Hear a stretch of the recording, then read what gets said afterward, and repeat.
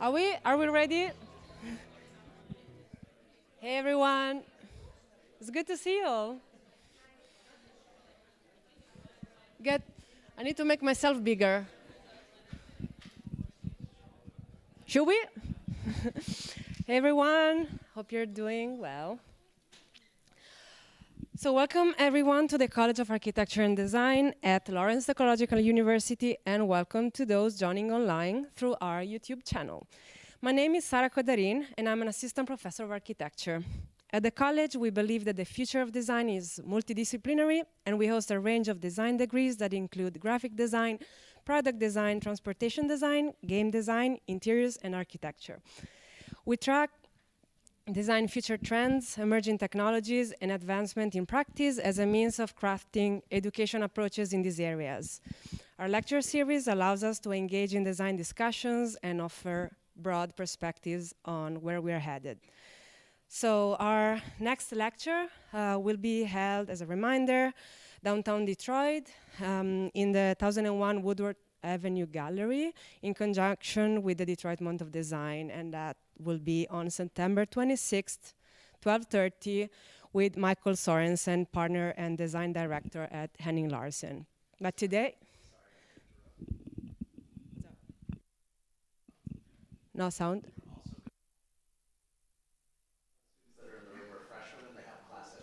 Right.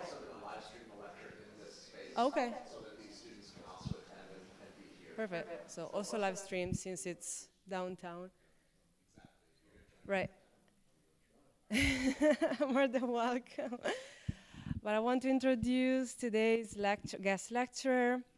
So I'm very excited to introduce today's speaker to our fall 2024 COAD lecture series, Joseph Choma. Joseph Choma is director of the School of Architecture, professor of architecture at Florida Atlantic University. Previously, he taught at the Cooper Union, MIT, and Clemson University.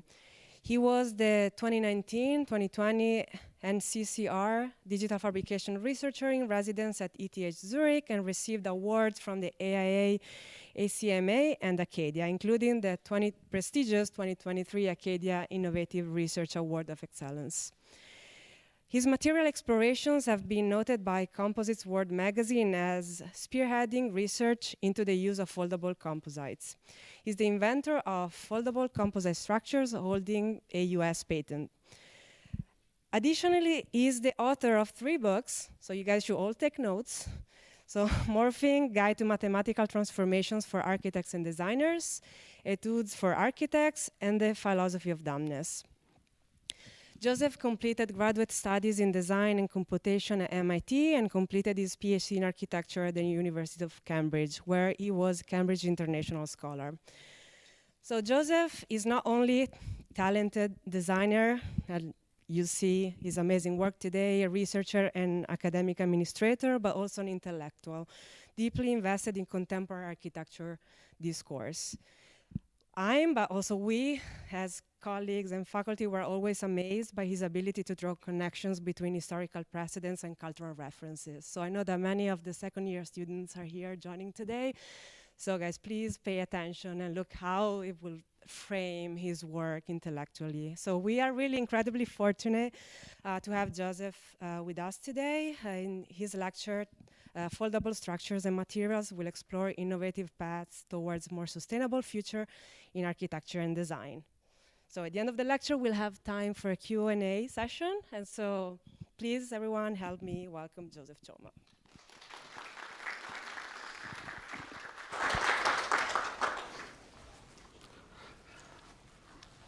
Well, Sarah, thank you for that introduction. Very generous of you. I'm delighted to be here and to share some of my work into foldable structures and materials today. Technology is the answer, but what was the question? Cedric Price, 1966. This is a quote that many of you have probably heard before. If you haven't, you will. A lot of times popular news articles for architecture start out with this quote as a provocation.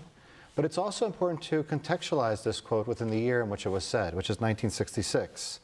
So I don't know, Cedric Price says technology is the answer, but what was the question? So my first question back to Cedric Price then is, well, what is technology?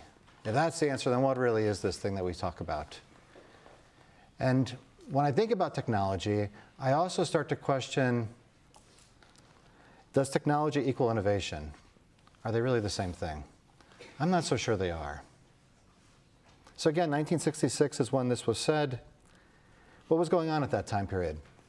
Well, in 1965, one of the articles in Architectural Record is titled, "Will the Computer Change the Practice of Architecture?"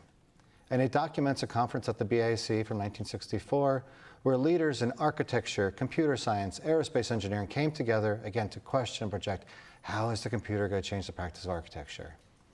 And the questions and conversations they were having back then are actually not that much different than the questions we have today about AI.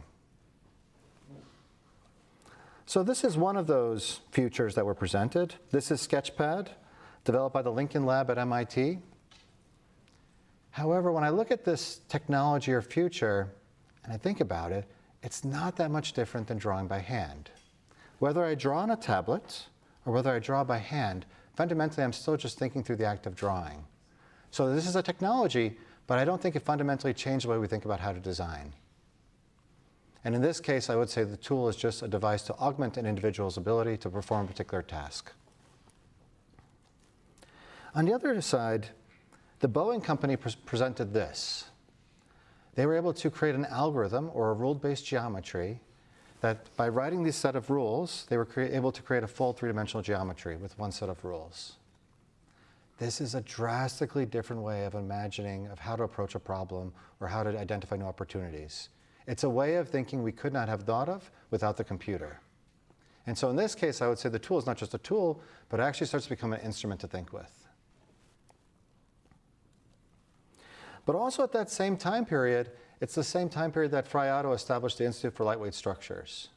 And if you're not familiar with Friato, this is a quote to maybe contextualize him or his position. "The secret, I think, of the future is not doing too much. All architects have the tendency to do too much." And when he says that, he's referring to this kind of research that they were doing. Soap bubbles. Using soap bubbles as a way to simulate inflatable structures or tensile structures. Is this technology? No, I mean, it's soap bubbles. But it's a fundamentally different way of thinking about how to think about structures where the models become simulations of physics-based engines. And so here is me using very simple mathematics. This is just one transformation called texturing, just sine and cosine, where I start to simulate some of those geometries Friato was imagining.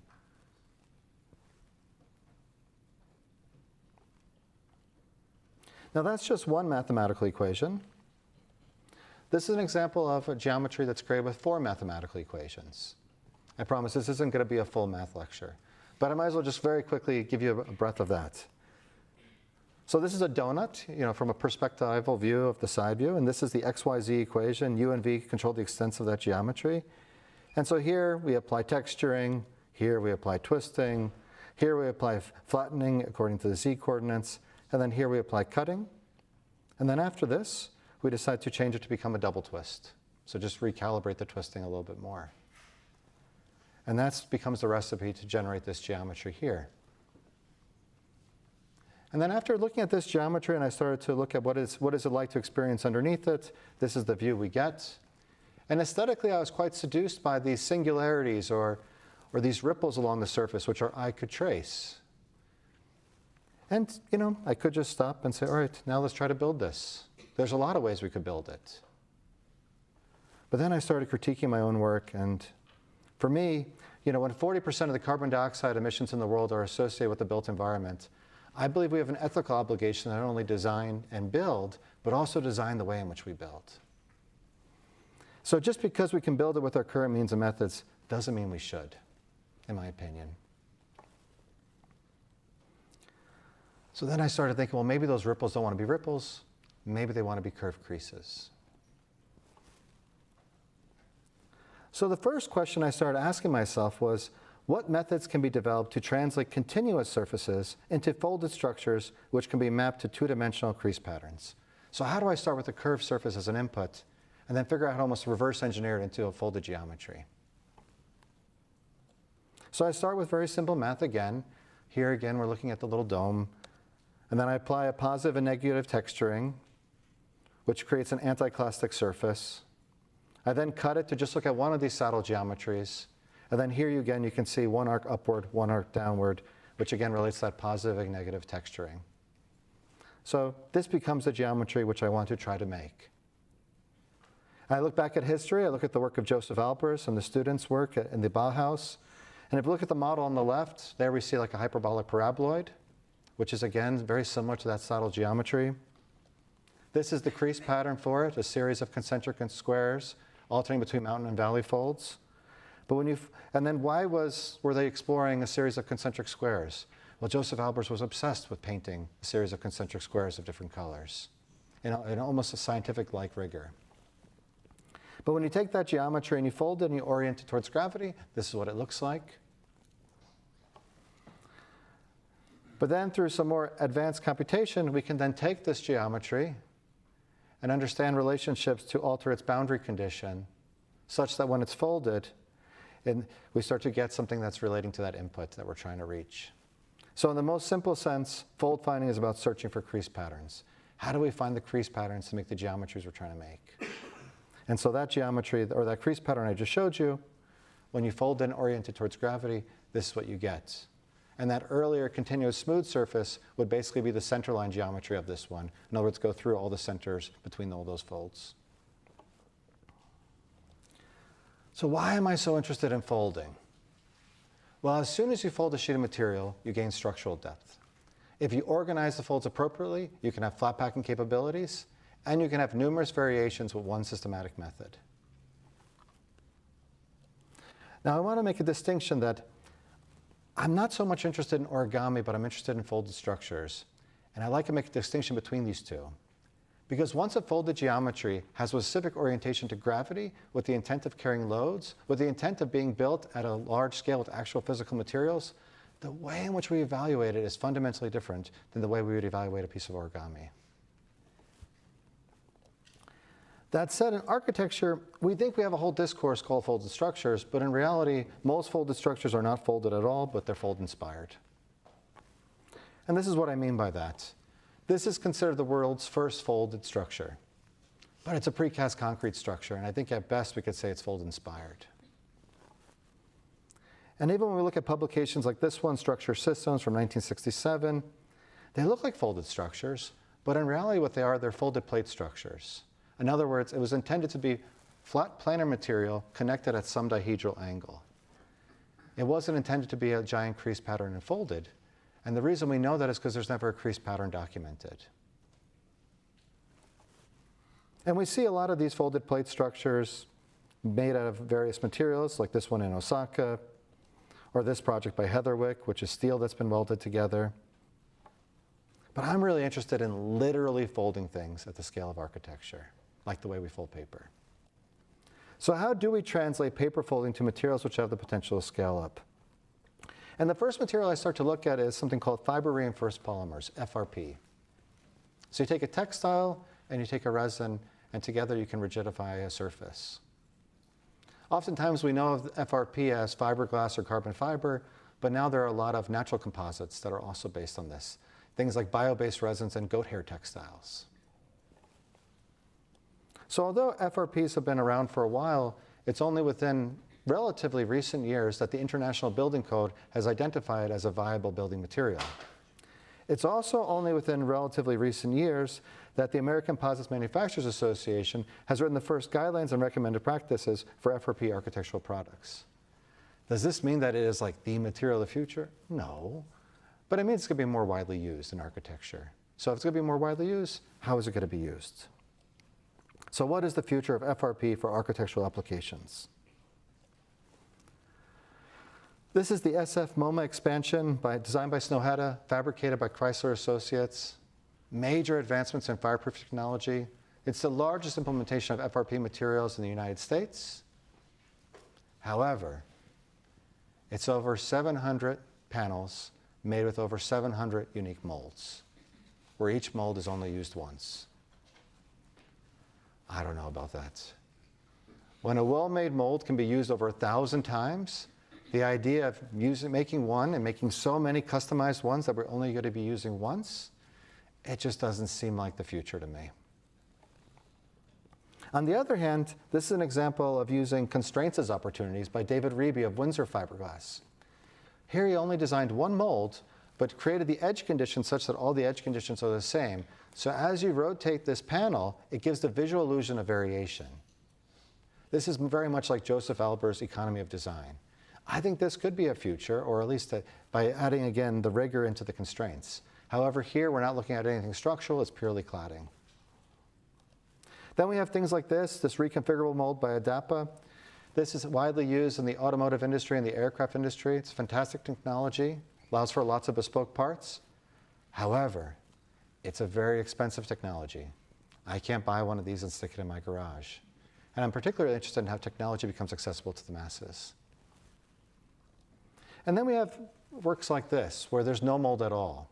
So here, this is research in Stuttgart, where they're using robotic arms and drones to weave carbon fiber and fiberglass together to create structures like this. Is this a future? I think so. However, I think it's a future only for certain kinds of applications. So for example, if you wanted a lightweight deployable structure for disaster relief, that's probably not the best one, because you can't really flat pack it. And so I started to wonder, a lot of times when we think about the future of architecture, we focus so much on the high tech. But I wonder, that cloud of high tech, are we sometimes missing and forgetting low tech possibilities? So this is my approach.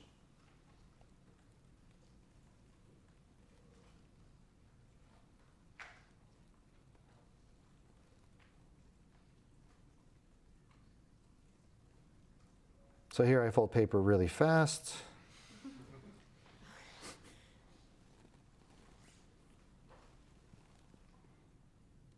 And then I record that crease pattern on a dry fiber reinforced fabric. I just apply a mask.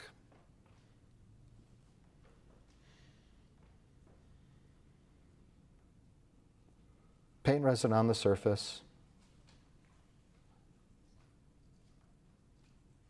Remove the mask. And then I create a foldable composite. It's really simple. It almost seems somewhat trivial, but the reality is that when working with fiberglass, the instant thought is we need a mold. So if you can intentionally remember to forget how something is done, you can actually see new possibilities. So in this case, by intentionally not trying to do a mold, I was able to see a new possibility of just selectively coating that fabric, and I became the first person to do this. So here we're looking at paper folding to foldable composites. Here's just another example of a paper model at the scale of my hand. And then here's a much larger one, made out of one continuous sheet. And after doing a series of these, we started to want to scale it up bigger. How big can we go? So we look at an arch. Here's a detail of just, again, the mask being pulled off. And here's a crease pattern that's approximately 33 feet by 22 feet. But this large crease pattern flat packs to a width of just 12 inches because of the way in which the creases are organized, which then meant 4 individuals could carry it on site and deploy this arch you see here, which is spanning 16 feet, but has a material thickness of just 1/16 of an inch. This does become a way of doing a lightweight deployable structure.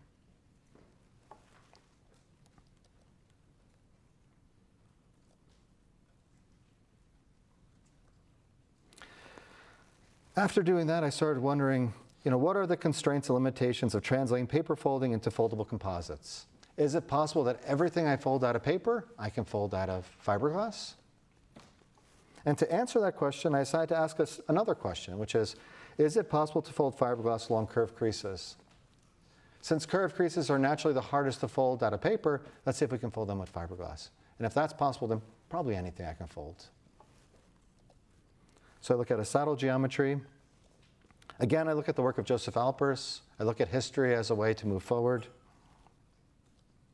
A series of concentric circles alternating between mountain and valley folds. And when you orient it towards gravity, this is what it looks like. But when you increase that number to 20 concentric circles, you find that you get a different degree of freedom where you can start to make asymmetrical relationships. But in this image, my hand is not trivial. It is precisely my hand that is allowing for that kind of distortion. But I thought, hey, maybe with resin and fiberglass, we can actually fix it in a position like that, where we can get asymmetrical relationships. So I take, again, a dry fiber reinforcement fabric. This is 8 feet in diameter. Here we remove the masks, and we fold it.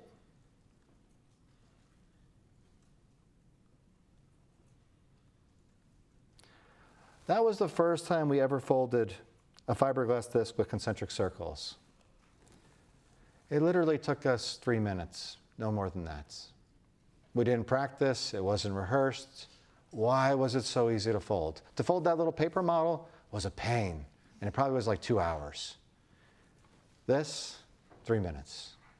The reason for this is because the material itself started to become programmed to have zones which are rigid and zones which are flexible. And you can see that in the image on the left. So calibrating the width of those hinges is also something that's not trivial. It had to be done very precisely. So here you can see that geometry. And then even when we go back before where I was showing you that torus with mathematics, you know, aesthetically that had ideas of duality or contested symmetry. It had these ripples for our eye to trace. But when you look at something like this, it actually has a lot of the same aesthetic qualities. So maybe that torus didn't want to be a torus, maybe it just wanted to be 20 concentric circles. Now you might be looking at that and saying, okay, well that's a piece of sculpture or something of that nature. How does this relate to architecture? So then what are the potential architectural applications? I go to Le Corbusier's Maison Domino, a series of concrete slabs and concrete columns stacked on top of each other. And I start to think, all right, let's look at ceilings or walls. Let's look at architectural elements as a starting point. This is a crease pattern that was inspired by the work of David Huffman and then further developed by myself. But I think one of the things about this is, as someone trained as an architect, I don't just see a crease pattern. I see a reflected ceiling plan. And each of those diamonds start to become locations for columns in space. This is what it looks like when it's folded out of one sheet of paper. This is what it looks like when it's folded out of one continuous sheet of fiberglass. And at this scale, this is 8 feet wide, and it has a depth of approximately 1 foot. So it's able to stand as a freestanding wall partition, but originally it was designed to actually be essentially a ceiling, which would be a stay-in-place formwork for a concrete slab. So the idea is each of these nodes would be where columns would receive it, and then you get the tensile reinforcement on the underside of the slab where it's needed most. Here's a detail of one of those nodes. And you can see here that kind of crisp edge on the bottom. That's not Photoshop, that's just precise craft. Then I look at a column. So here's a column with a series of mountain folds. This is folded out of paper, about 8 inches tall. And then here's one that's folded out of fiberglass, that's 8 feet tall. After doing this, I started becoming interested in how this could be used in other ways in architectural applications. In particular, you know, besides it just being a fiberglass column, wouldn't that be a great stay-in-place formwork for a concrete column where we get additional tensile reinforcement? Or could it be a great reusable formwork for concrete columns? So naturally, I started thinking about concrete as well. And then I started wondering, how can folding advance concrete casting? So this is one way that it's done. These are heavy-duty formwork made out of steel. Yes, you can produce a part over 1,000 times, but they're heavy-duty, and you make the exact same part over and over again. And since they're so heavy, that means you're going to be doing it in a precast atmosphere. On the other end of the spectrum, you have bespoke formwork like this one here, this custom formwork. And this is a building by Sana, the Rolex Learning Center. However, this occupied a very large portion of the construction budget, and then after it was used once, it was discarded into a landfill. So between those two extremes, it feels like there's a lot of room for improving the way we build, even just looking at the formwork, not even getting into the material itself. So I started to do research on formwork, and this was a collaboration with researchers at the ETH in Zurich. In particular, myself and Anna Lorette Fritzi were the two principal investigators. I was responsible for the crease engineering or the geometry of the formwork, while Anna Lorette Fritzi was responsible for the set-on-demand casting process. And then Robert Flatt, who's the last name listed here, is essentially an expert in the chemistry of concrete, so he came up with the chemical composition. So how can we make an ultra-thin, lightweight, recyclable formwork that can possibly allow for bespoke variations? Again, I look at history, so here looking at Joseph Albers and David Huffman and the kind of column-like elements which they created with curved creases. I also look at engineering and how they were able to understand controlled buckling through curved creases. And the first thing they asked me in Zurich was, how can you make a stronger hinge for us? So if you think about a hinge or a book, it opens and closes, but it's never fixed at any particular angle. We would consider this an unstable structure. On the other hand, when you add curved creases, at some point during that angle, it will stop and lock into place based on the arc of that curve. So the more elongated the curve, again, the sharper the angle, the more stout that curve, the more obtuse the angle. This is called a bistable structure because it's essentially fixed in two different positions, potentially. And this became, in many ways, a recipe for making a really strong formwork. So when I said controlled buckling, if you look at my hands, this is buckling. Usually we think about buckling as a bad thing, but in this case, if you imagine buckling happening inward, it can be a way to resist the hydrostatic pressure of the concrete pushing outward. So it's kind of like a crushed soda can, but a very precise crushed soda can. This was the first test we did, looking at a corner condition. Then this is a detail where I started to create nested curved creases as a way to rigidify and strengthen the edge conditions of those cells. And this is the formwork. It's just paper. It's just paper that's 0.4 of a millimeter thick, and it's just wax coated on one side. That's it. This is not magic paper. It's just paper. And here you can see concrete being poured. Here you can see it withstanding the hydrostatic pressure of the concrete. And the real beauty of it is it peels off like a candy wrapper, revealing a smooth surface finish like this. So potentially this could be cast off-site. You keep the paper on the surface, you ship it to the site, you peel off the paper, and it maintains the highest quality surface finish when you get to the construction site.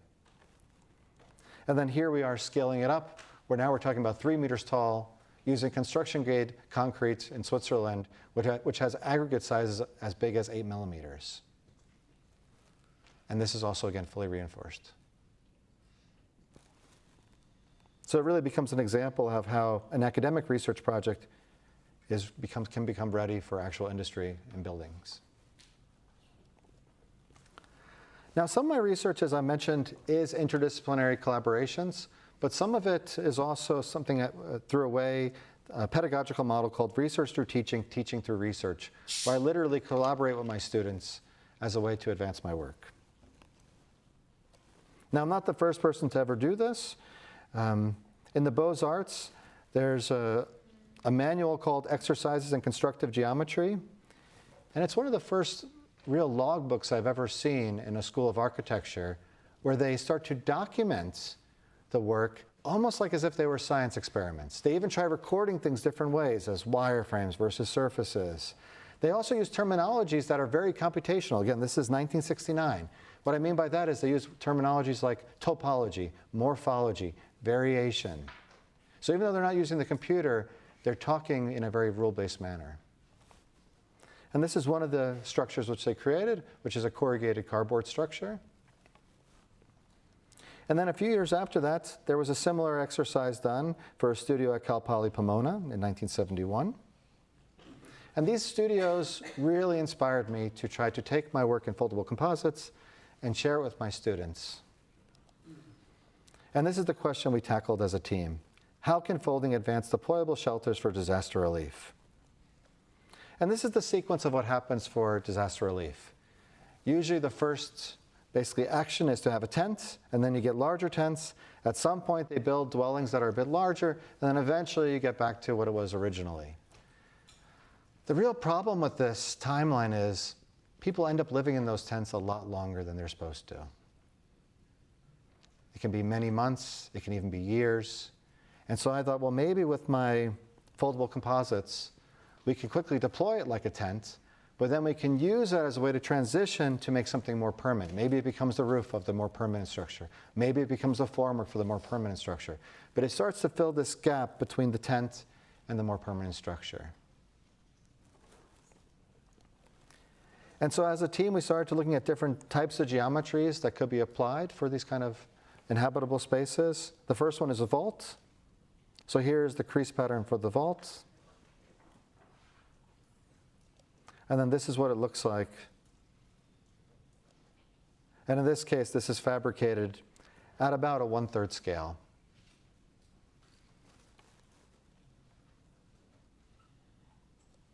Look at a cone.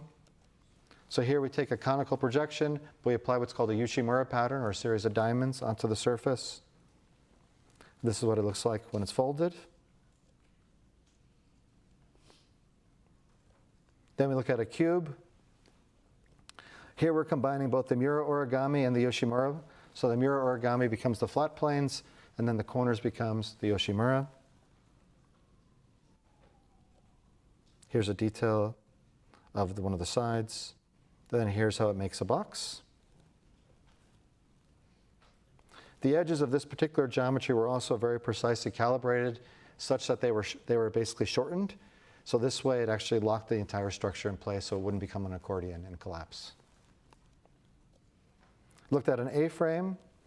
Here we looked at the work of David Huffman as an inspiration, and then calibrated it to change the angles to match the A-frame. This is what it starts to look like you see here. And then here you see a series of structures. And when I see all four of them together, I don't know, I think there's a certain kind of energy and playfulness which I really appreciate too. It almost feels a little bit like a Noguchi playground or something of that nature. And a lot of times when people are designing for things that are very serious, like disaster relief, suddenly the idea of joy becomes, I don't know, not a priority. I think these become cultural artifacts of our time. And then this is a recent project I had done with my students, which was an industry-sponsored project for Google as our client, and it's called Space as Product. So we worked very directly with the director of user experience, as well as the vice president of user experience, as well as other executives. And like any client, they start out with a series of questions to us. What does it mean to design space as product? How can we design and fabricate deployable structures which can be used for community engagement initiatives around the world? How do we take product research outside of corporate headquarters and engage the public directly within outdoor public spaces? And this is how they currently do their product research testing. So this is in Chelsea Market, New York City. You enter through an elevator, you walk through a labyrinth of hallways, and eventually get into a space like this, which is intended to feel like a domestic space. But if anything, you see there's cables on the floor, there's microphones and cameras surrounding you, and you know on the other side of that monitor is a person listening to every breath you take. This is not the best way to create a proper dialogue to understand product research testing. And again, they're only then working within the demographics of people in a place like New York City. So they gave us a lot of questions, a lot to try to figure out, but also Google is at a scale that's giant. They don't talk about making one of these. It's right away, how do we make thousands of them around the world simultaneously? So in the end, the way in which we defined rigor was, how can we do as much as possible with as little as possible? And this was our solution, which looks almost like nothing. It's just a few curved creases. But it's a few curved creases that are very precisely calibrated such that we create a bistable structure where these cantilevers pop in place, but we also start to get it's basically catenary arches, which also start to perform well in the structure. Here's what it looks like when it's folded out of paper. Now, unfortunately, there's no infinite giant sheet of paper, so we have to still discretize it into a series of pieces. So the widest piece of fiberglass I can get is 100 inches wide. But we discretize it in such a way that basically each of these overlap conditions become additional structure for the project. So they're always perpendicular to the curves, but they also start to work perpendicular to the cantilevers. Here's that giant crease pattern that's 30 feet in diameter. And then here it is folded, where it's spanning 22 feet with a material thickness of, again, just 1/16 of an inch. And this is what it looks like from the inside. And so the thought here was that we'd be able to create these lightweight deployable structures, and then Google would come in, bring in more high-tech furniture to happen underneath it, where they could start to record their conversations like they need to for their data. But then when they're not using it, it becomes a great event structure for the community. Now I'm going to show you another project that's a work in progress that hopefully within the next few months I'll be building full scale. and it's a cable locking foldable structure. So here's a crease pattern that creates an asymmetrical saddle. And this is what it looks like when I'm holding it in my hand. A lot of times I photograph the work I do with my phone or whatever, just as a way to kind of digest it and reflect on it. And when I was looking at this image, I kept thinking to myself, my hand is not trivial. If I let go of it, it'll find a relaxed state. And so I started thinking, sure, we can rigidify those hinges with resin, or we could coat them with rubber where they remember that position and we flat pack it and it'll pop back into place. But at some point when you scale these things up larger and larger and larger, and we want to make them redeployable, we might have to come up with something beyond just materials. Might have to think about it as a different kind of system. So I started to go back to basics. Think about a simple plane. There's no material thickness. If we want to make it stronger, usually add material thickness. But when we fold something, we gain structural depth through those folds. But they're only really structural according to specific orientation to gravity. So like in this case, if I was to push down on those nodes there, eventually it would flatten again. It would take a certain amount of load, but then at some point it would flatten. But on the other hand, if we start to think about these horizontal elements that connect it, this starts to look like an architectural element we're really familiar with, a truss or an open web joist. And so I started thinking maybe that could be an answer for the way we start to think about it in a radical way. How can we imagine a truss, but a three-dimensional truss with something folded by using cables? So here's that paper model with the asymmetrical relationship with the saddle. And then here's the cable locking foldable structure where it starts to work like a three-dimensional truss. And I think this is a really exciting trajectory that starts to open up totally different kinds of categories for foldable structures than we've seen before. Now I'm going to share with you a 2-minute video that starts to summarize a lot of this work and the motivations.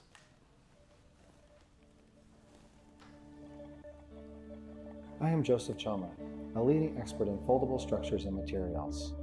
So why am I so interested in folding? Well, as soon as you fold a sheet of material, you gain structural depth without adding material thickness. If you organize the folds appropriately, you can have flat packing capabilities, and you can have numerous variations with one systematic method. A lot of my research has focused on curved crease folding. So a straight crease is like my hands, and it opens and closes like a book. It's never fixed at any particular angle. It's essentially a hinge. But when you look at a curved crease, depending on how you calibrate the arc of that curved crease, it starts to behave like a bistable structure, or you can think of it as controlled buckling. In other words, as you start to pop those curved creases into place, they actually lock at a particular angle, which makes for a much more structural form. This has a way to really transform the way we design and build. When approximately 40% of the carbon dioxide emissions in the world are associated with the built environment, I believe we have an ethical obligation to not only design and build, but also design the way in which something is built. And I think one of the recipes to design and build more sustainably is to use constraints as opportunities. I think folding is one of those possibilities. With folding, we can create long-span, lightweight, deployable structures for disaster relief. I've been able to make spans of 16 feet or 22 feet with material thicknesses of just 1/16 of an inch. And these structures can flat pack to widths of just 12 inches. And as a result of that, I've been able to develop and build ultra-thin formwork for concrete casting, as well as reusable stay-in-place formwork for both earth as well as concrete structure. I think folding is a way to build more sustainably by using constraints as opportunities.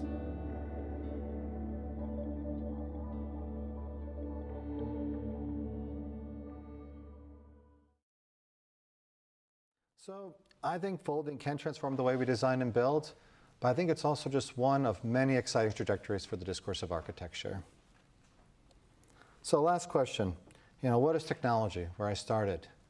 Well, if you go to the root of the word technology, it's actually techne, which is more associated with technique, craft, and calibration, more so than the way we typically define technology as being purely high tech.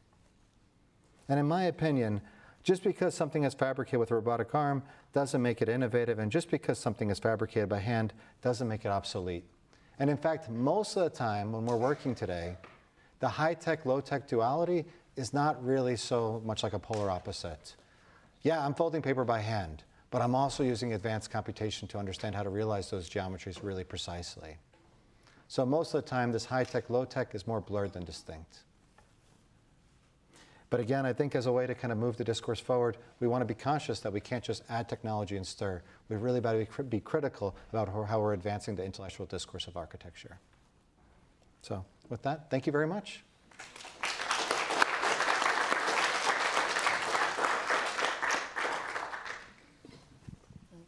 Thank you, that was fantastic. And you dropped too many references, so I need to go back to the recording and catch up with all those cultural precedents. It was fantastic. So let me scan the audience to see if there are any questions. We do have some time we have 10 minutes. Let's take the mic. Thank you so much for the great lecture.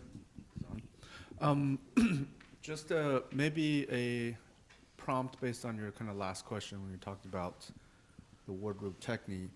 And extrapolating from that, if we look at the word tectonics and tecton, what I'm wondering, especially because most of your work working with these systems are generally kind of mono-material, right? And so I'm wondering if you have a stance towards joints, joineries, their role in these systems, especially when we think about scaling up in the future. Yeah, so it's a great question. So the question's about joints, fasteners, connections when we scale up. I would say most of my work with foldable structured material, I like to use a constraint as one continuous crease pattern rather than discretizing many parts. One of the reasons for that is a lot of times when others have done works with developable surfaces where they've unrolled them and then connected them through fasteners, the fasteners end up weighing more than the rest of the structure. And it also becomes incredibly laborious the way in which we start to have to try to deploy something by making so many unique connections all the way throughout. That doesn't mean that I'm completely opposed to connections, but I definitely do try to make it as simple as possible and use as little as possible with that. You did mention like a mono material. I am interested in functionally graded materials. I'm interested in how, when things get anchored to the ground, how we might build a composite where maybe we add more carbon fiber in those zones compared to just purely fiberglass. I didn't get into the detail for the lightweight deployable structures for disaster relief, but in those structures we used the resin coating on the hinges, which meant we could flat pack them, and then when we release it, it actually goes back to that state which you saw them as being deployed. So it becomes almost like a muscle memory at those hinges. You also saw it in the video where they kind of spring back into position. Those work, but again, they only work at a certain scale. And I would say some of the work I'm now doing with this cable locking starts to, I think, tie into what you're saying, where I start to wonder if maybe the folded geometry isn't always just enough. And that's where maybe tensile cables can start to help us. And even if I wanted to use that as like a stay-in-place formwork for something out of concrete at a very large scale, well, those cables would help me distribute the stresses evenly across the entire geometry while the concrete's being sprayed or poured on it.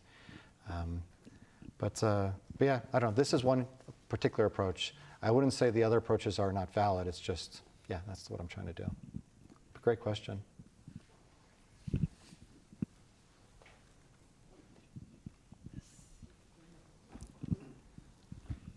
Thank you for the lecture today. And my question is, I saw when you were, putting larger structures together, you had a lot of pieces you broke it up to. What would happen if one of those pieces kind of had a critical failure where it's no longer structurally sound? Are you able to take that piece off and put a new one on, kind of make it modular? Or is there any chance of that? Or is it once it's all together, it's all set and done, so if one piece is broken, the entire structure's gone? So I guess, like for the Google project, when you look at that crease pattern, when I said I had to discretize into pieces, it still becomes just one, monocoat crease pattern in the end. It's just where we decide to basically glue it and overlap them starts to become an additional reinforcement because we get double thickness in those zones, or sometimes triple thickness depending on how we decide to do that joint. But the thing is, when you start to add thickness to material in certain zones, it might change the way the calibration of the width of those hinges have to be in order to fold properly. So if I had one kind of come a weird diagonal against a curve, it might prevent that curve from properly popping into place. Because with curve creases, they really pop. They don't just fold like a straight crease.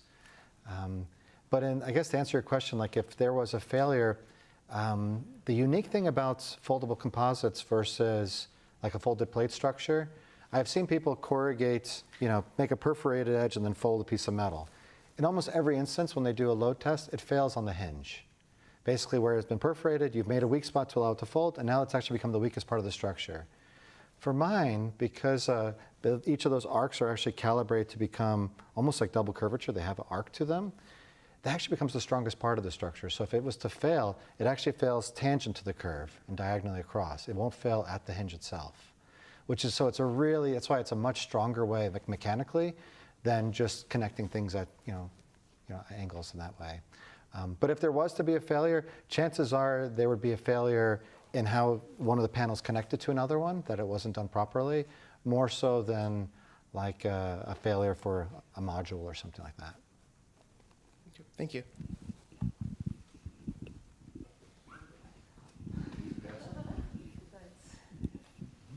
Yeah, it's pretty interesting. There's a couple of things. Fuchsas did a concert hall in Rome where the enclosure is within a rectangular space, but the suspended from that is the fabric structure that encloses the concert spaces. Will Alsop also did stuff where he had an open space and kind of a multi-story building, and there was these odd object shapes that were suspended basically within it. So one of the things is that if you take a typical house and you have stud walls and you have a lot of lumber involved, it seems like this idea of having these more suspended spaces within a volume could create all these different kinds of rooms. And so and the amount of material that goes into that sort of thing is much less than what would be more or less traditional. So that seems like a potential application. What do you think? I think it's definitely is a potential application. I think there's a number of applications for this. There's also kind of I would say an optimism I have that as I'm doing this work, other people in materials science and chemistry are going to continue to advance these materials. So I'm not trying to invent. So one of the reasons why fiberglass hasn't been used as a primary building material is because of off-gassing if there's a fire inside the building. But it works fine for an exterior application. So let's say you wanted it for a facade, or if you wanted it as a shelter for a train stop or something like that, then there's no issues because we have different kind of building code regulations for those kinds of conditions. And I think for what you're describing, where it's not structural, but it's more of ways of creating spatial divisions, absolutely. I mean, I think that's actually a fairly low-hanging fruit, which could be implemented quite quickly. I think right now, there's a project I'm working on currently that I didn't talk about because it's such a new project, but it primarily looks at using this work for reusable formwork for concrete structures, in particular kind of created folded vaulted geometries for dwellings. And but so I don't know, I'm excited about the range of possibilities for it, but of course I'm one person, so I'm happy to see other people also dive in and try things. But thank you for the suggestion. I think it's a great idea. Hi, so how does the cost of these models compare to other standard? Is it more financially stable and more open to lower income societies? It's a great question. So the question is about cost and how does it compare? It's not the easiest thing to answer, and it's also not there isn't one answer because it depends where in the world we're looking. So as part of my practice, I also have kind of a mission-driven consulting practice where I do consultation for firms and practices around the world. And so in one instance, I was doing some consultation for a Buildex studio in Kenya. And in Kenya, they primarily create concrete structures, but they use wood formwork. The problem is we think as wood is super sustainable in the US. Well, it is in the US. But in Kenya, they don't have any forests. So they have to get their wood from Rwanda. It crosses the border, it has to pay a tax.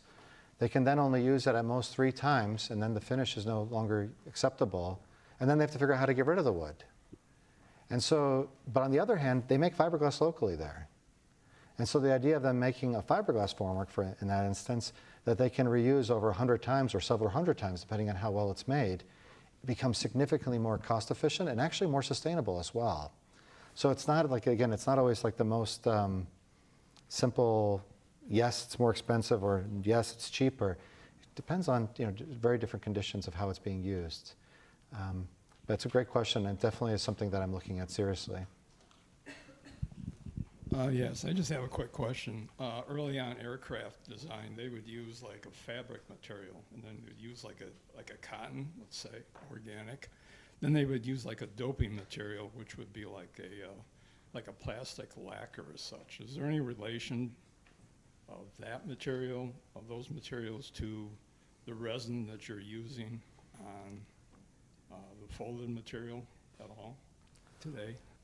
Probably. I'm not sure exactly which material you're referring to, but Early on aircraft, what they would do is they would build a wooden structure and essentially stretch like a fabric material over that structure. It's very light. But what they do is they'd use like what they call a doping material, which may be like a lacquer, like a plastic lacquer. And what it would do is it make it very taut. It would tighten it up essentially. So I'm just wondering if that's a little bit the same, or? I think conceptually it's similar, but the material properties are a bit different. So actually, I didn't get into the details of this, but the specific dry fiber reinforcement fabric I use is not woven. It's actually called cross stitch. So and it's made by a company called Vectorply, which are the only ones that make this particular kind of product. So you have fibers going one way, fibers going the other way, but instead of weaving them, you actually stitch them back and forth. So what it does, it creates more surface friction. So when I'm manipulating it, it doesn't basically deform as a surface. While like a woven one, the weave will get wider, and you can deform around, a ball or something like that quite easily. In my case, I don't want it to deform. I want it to, stay true to that planar surface, so it will fold intentionally. And now I'm actually starting to also become interested in making my own fiber reinforcement, where I can start to control the grain of it intentionally based on the creases. I didn't show any of that as well, but so yeah, conceptually it's similar, but yeah, I think it's a bit different. And even with like a resin, while we're passing the mic, when I was first doing this work with fiberglass, the resins were quite toxic. I really had to do it outside. Now there's so many bio-based resins, there's zero off-casting. It's less than a can of paint. It's amazing. I could do it inside without any odor, without any, kind of real health effects to using it. And so that's why, again, I think there's an optimism that these things will just keep advancing. So no students with questions? Oh.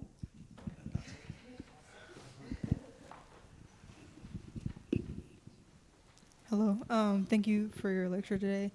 I noticed that a lot of your structures are built outside, and I was wondering how the fiberglass and the resin combination kind of deals with weather conditions, stuff like that. Do they just fold them up, or do they does it absorb some of the weather? I was just curious of how it reacts in certain weather conditions.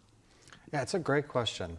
So when I was working on the fiberglass arch, I didn't have a space that was big enough. The reason it was like 33 feet by 22 feet was because that was the dimension of the courtyard I was building in. So I couldn't go any bigger. The courtyard didn't get bigger, so that was the dimension that was the biggest I could go. But the challenge with working outside when I was building that one was, fiberglass after it's been fully resined, it's fine. I mean, you can have a fiberglass boat, you can have a fiberglass car, so that's not really an issue.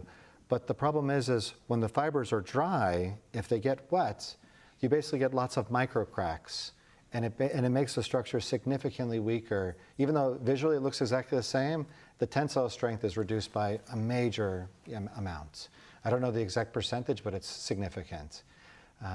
So like the Google project, in that case, I guess to go back to the arch for a second, so in that case, every time we finished working, we would cover the entire thing with a big tarp, just in case it would rain.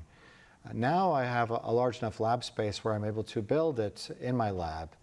So that Google project, we built it all in my lab, but we folded it outside. And it was literally kind of going up the walls of my lab space.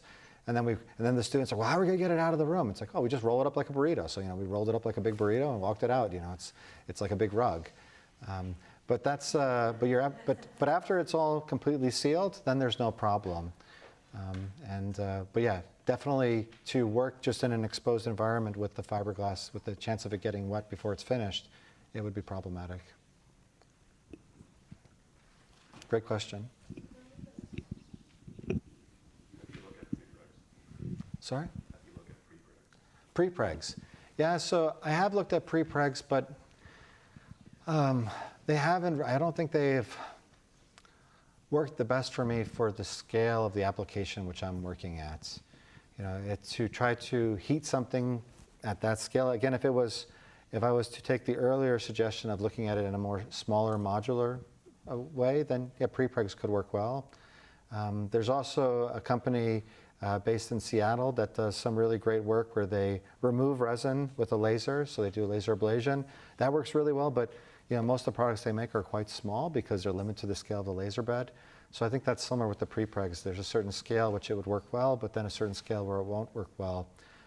Within my patent, though, I do have in there another methodology which I've never been able to implement yet, which is to kind of use inkjet printing technology to coat a zone A and a zone B. So the idea is this would come out of a roll.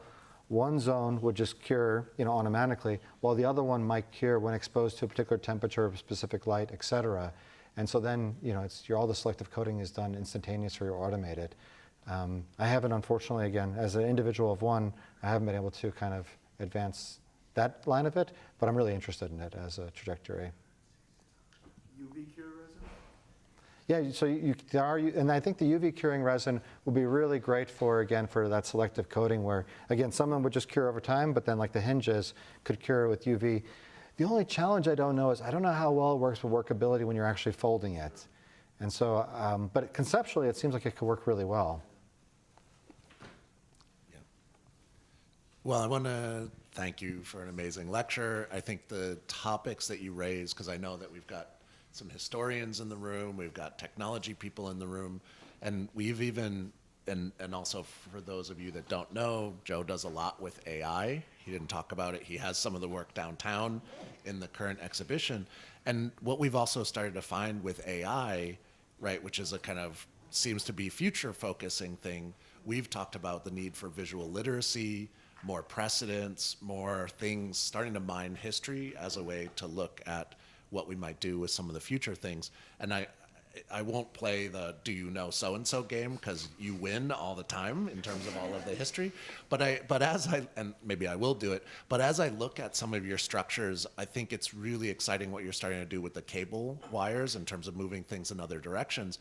I'm curious about maybe continuing a conversation about someone like Laricola, where he was using corrugated structures, but using those corrugations in different directions. And I think it could be amazing with your, you know, with the folding, but using two surfaces that are folded in opposite directions, which could also build some rigidity. And so I think that's just, for me, I mean, we can continue the conversation, but I just love the fact that you're bringing history, all of the references and the way that Sarah talked about it. And for the students in the room to see that we're looking back, and even I continue to quote a colleague who talked about AI as being an incredible plagiarism machine, which he used that in a negative way. But I think, you know, our ability to look back, the way that you're using AI to speculate on using what you're doing here, but looking at other opportunities, is just a great thing, I think, for our students to be able to understand. And I just wanted to highlight, you know, that relationship between the precedents, those examples, is not something that he's doing here just as a way to include those. Those are deeply embedded in your work. And I mean, we see your work as a continuation of a lot of those things too. So I wanted to thank you for that, and maybe we continue the discussion elsewhere. Say yes. Just because, so we are at a technological university, so we're always excited about technology, but we also advocate for a humanistic use of technology, and I think that resonates with your relationship with technology, I guess. So the way you talked about your computational knowledge, about how you are deploying low-tech systems, right, to conduct your research. So I guess the question, since we have beginning design students here, if you have recommendations on how to make these connections between precedents and how to use them through the use of technology, you know, to create design outcomes. Yeah, it's a great question, and it's a question that probably would take it could take a fairly lengthy response, but I'll try to keep it very short and brief. But I would say, first off, we never design in a vacuum. You know, we're always the more you can understand the past but if you understand the past as just the past, it's not useful to you. So what I would say is, no matter what class you're taking, whether it's a history class, a structures class, a materials and methods, environmental technology, whatever it is, try to ask yourself, how can I use this course as a design tool? How can I use it to generate ideas? And you know, and if you're looking at, again, if I'm looking at a precedent of a house, I could just say, okay, that's a house. I understand how it works. I learned from it. But if I can start to describe it as a system, as a process, as a methodology, or even describe it as an explicit set of rules, I can then make variations with it. And even when we get into AI, it becomes super useful for AI as well, because, you know, at some points, you know, you can tell an AI, this is a floor plan. It says, all right, it's an image. Oh, now it's a floor plan. Okay, but I only see an image. Oh, well, that's a door, that's a window, that's a column. Okay, that's a door, that's a window, that's a column. And it can start to register those. But if you can describe it as an ordering logic and teach the AI to understand how the organization is done, like a Part-T diagram, it becomes a very different kind of collaboration. Because then it's no longer something static. It's much more like a verb. And so I think that's the way you should be always approaching history, or really any course you're doing. How can I use this as a design tool? Yeah, and I would say, like, for us, as like the very first exercise I teach my students, we go back to the ancient method, this is for first year, first semester, of the carpenter's ellipse, 2 pins and a string, you know, which is an ancient drawing machine. What we do is we have the students incrementally change the length of those strings and incrementally change the location of the pins. So they basically create an analog parametric model, or like an analog computer.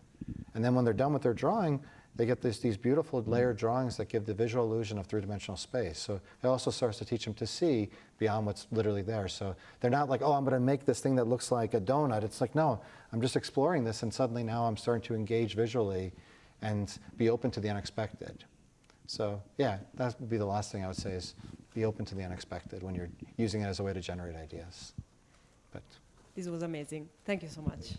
thank you.